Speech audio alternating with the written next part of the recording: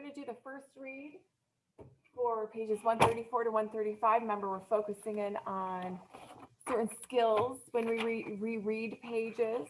Okay, so for 134 to 135, good morning or afternoon, by the way, everyone. So make sure you have your books with you. Also, make sure you have a highlighter, okay, to highlight any details that will help you with the key idea. So as you listen, think about the key idea question on page 135, and then be prepared to answer the key idea question after reading, okay? So of course, it's what is happening on the morning of June 27th. Okay, so on June 27th, blank is what you'll be filling in. Okay, so, oh, actually, I read what was on my screen. I'll share my screen now so you can see it. Okay, so as you're kind of glancing at what I just read to you, I'll reread. So the morning of June 27th was clear and sunny with the fresh warmth of a full summer day. The flowers were blossoming profusely and the grass was richly green. The people of the village square began to gather in the square. People of the village began to gather in the square between the post office and the bank around 10 o'clock. In some towns, there were so many people that the lottery took 2 days and had to be started on June 26th. But in this village, where there were only about 300 people, the whole lottery took less than 2 hours, so it could begin at 10 o'clock in the morning and still be through in time to allow the villagers to get home for noon dinner. The children assembled first, of course. School was recently over for some, and the feeling of liberty sat uneasily on most of them. They tended to gather together quietly for a while before they broke into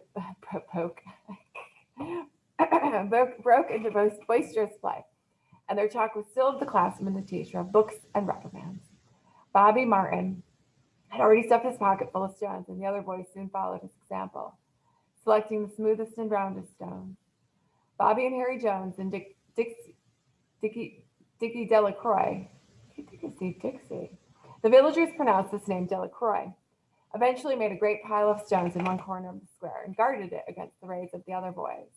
The girls stood aside, talking among themselves, looking over their shoulders at the boys, and the very small children rolled in the dust or clung to the hands of their older brothers or sisters.